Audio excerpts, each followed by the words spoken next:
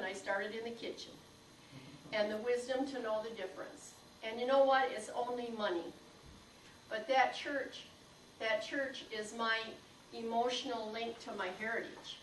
That church is where my father and my grandmother and several grandmothers before and grandfathers had went. And at our first Christmas service with my great-grandchildren in there, it made 8 generations of my family that have went to that church and honored God. So that's what happened. There's not only is there a lot of family history at Pleasant Valley Methodist Church for me, but Mr. and Mrs. Harry, Viola, and her husband, Hazen, went to church there, and all of their kids and their parents before them.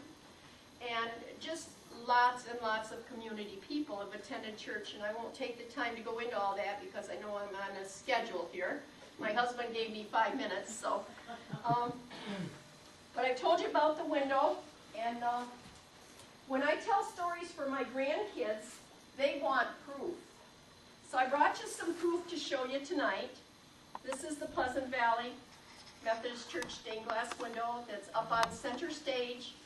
And when we've had 2 weddings at the church, another one scheduled for April 24th, and we've had 2 Christmas services. We have an April 3rd, 7 o'clock Saturday night service planned for, I'll pass this around so you can all look at it, for an Easter service on, Saturday night before Easter. This year we're going to do 3 services. 1 Saturday night before Easter, 1 Saturday night before Thanksgiving, and 1 Saturday night before Christmas at 7. We do Saturday nights so we don't interfere with anyone else's church services, because we're not a licensed church at this point in time. Those dates are April 3rd, November 24th, and December 18th. Along the way on this journey, I saw someone who chased me down at a bazaar I was at here in town. That would be Mrs. Baldwin, who's sitting right here, Esther. And she had found this treasure. And this is a picture of the church in 1895, when it was brand new. And so I'll pass that around too. It's pretty frail. And that was a real find. I was so delighted with that. And so I went and I had it darkened a little so it would show up a little bit better. And this is what it looks like. You can at least see the steeple. So we have plans, and our first plans are to put new siding on that church, which is probably another $13,000 or $14,000. It's going to be called cement siding. It lasts 40 to 50 years, and it will look very, very much like the siding on the church, which we want to keep as original as possible. But right now it's starting to look pretty tattered. Our next plan for the church will be, eventually, we want to put the rest of the spire back on, the rest of the steeple. And we wouldn't have known for sure exactly what it looked like if it hadn't been for Mrs. Baldwin finding that picture and bringing it to me. So I'm really, really grateful for that. Now I want to get into a little bit of history. The congregation, as I told you, had dwindled down to 10 or 11, although when I was a little girl and went there, it was not unusual to have 73 to 85 people there. And as the farming children in the community grew up and moved away, the congregation got smaller and smaller.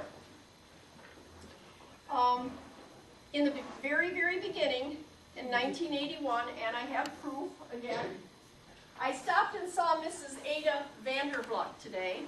Ada's in her 90s, still raising chickens and selling eggs, lives alone, and she's wonderful, and she's a new role model for me.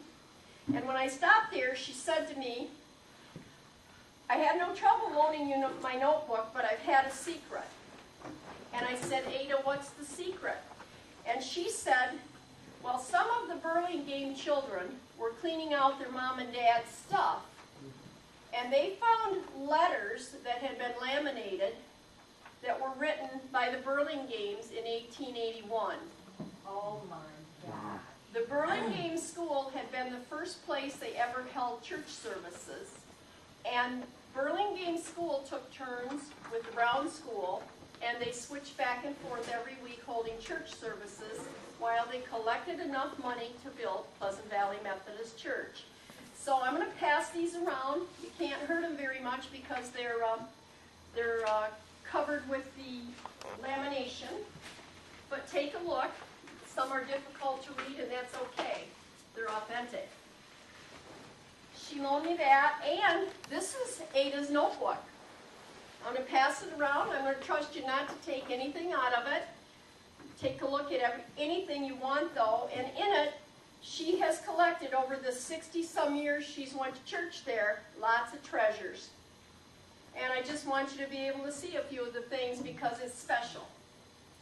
And it's very special she trusted me with it. One of the unique things about Pleasant Valley Methodist Church is that Marjorie Swank Matthews was there from 1959 to 1967. And this is a picture of Mrs. Matthews. I printed this off the internet. As you look in the album, you will see other pictures and articles about Mrs. Matthews. She was at the church for 8 years, and after that she went on to become ordained the very first woman bishop in the United States of America in the Methodist Church. That was exactly 100 years after the first woman was made minister of the Methodist Church. So it was a big event. They talked about her breaking the glass ceiling for women in the church, where it had always been men. And if you remember, in 67, men were the top of the hierarchy and us girls were second class for a long, long time. So if anybody wants to look at this, I'll pass this around too. Pleasant Valley Methodist Church had 2 women pastors. The last one was Mrs. Doris Lyon. She was the pastor. She became pastor at age 65. It was her first and only church at that time. She was there for 11 years until the church closed. She was as devastated as I was. And so we pulled the wool over her eyes. She thinks it's a blessing that I call her every time we have a service to do the services. She thinks it's a blessing. I know we're blessed. And so Doris Lyon comes back and she does the services. And Mrs. Terry Bentley, who sold us the church, also comes and does part of the service too, which is an honor. Brad Viver in town, his mom sang at my mom and dad's funeral. And Mrs. Viver comes and her daughter Brenda plays piano while she sings songs for us. And Harriet Fairchild played piano last year, but she had a bad accident and fell and hurt her back and her face. I'm glad to tell you she's now all well, but she couldn't play at Christmas because she could hardly get out of bed. Oh my God. So if you got some prayers for her continued recovery. So that's about the pastors. There were a total of 32 from the beginning until now. And I still consider Mrs. Lyon the pastor because she's the only one we've had since we bought the church. And our buying the church wasn't about being the boss. Our buying the church was about saving it for our community. There are really no bosses there. There's not even a board anymore. There's just a whole bunch of people that wanted to go the right way. I'll go back to, Mrs. Marjorie Matthews was inducted in 1986 to the Michigan Women's Hall of Fame. That was several months after she had been buried. Her son was there to receive the honor for her. And she was born in 1919, same year my mom was, and she lived until 1986.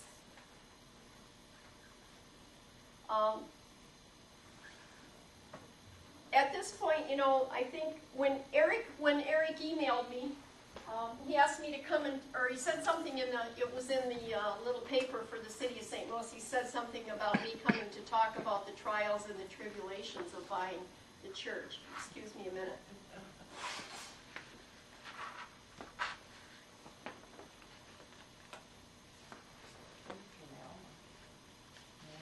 And I think that was an exaggeration because really the only trial or tribulation was realizing that we could buy the church if we wanted to. Now that was but with the help of God and chemical bank